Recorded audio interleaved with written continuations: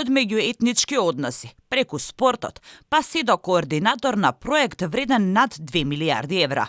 Со акумулацијата на функции во еден човек, во случајот вице-премиерот Артан Груби, власта испраќа јасна порака кој ја има моќта и кој одлучува во владата. Експертите сметаат дека во Македонија станува непишано правило неквалитетните и неспособните луѓе да се поставуваат на високи позиции и да водат проекти кои се од клучно значење за нашата држава. Воопшто не ме изненадува овој потек на премиерот и поставување на вице-премиерот условно да биде главен во сите сделки. Ако можеше на вице-премиерот или да му се додели агенцијата за млади и спорт, гледате каква јасна порака. Ако тоа го прават, ова воопшто не е изненадување кога се поставува човек кој ги нема квалитетите за да води вакви круцијални проекти кои се екстремно важни за Македонија.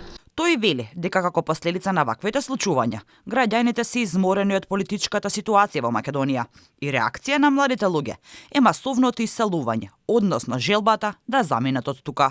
Комуникологот Кордалов пак вели дека јасно е што сакаат од владата да упатат како порака до јавноста, со поставувањето на Груби како главен координатор за инфраструктурни проекти. Главната порака која што се испраќа или која што се сака да се испрати е дека позицијата на Груби како прв вице-премиер е силна и дека е една од главните одлучувачки во владата, односно како прв заменик на актуелниот премиер. А втората порака која што јас би очекувал да се испрати е дека всушност ако се открие било каков обид или било каков случај на точна корупција, дека навистина ќе се преземат било какви акции.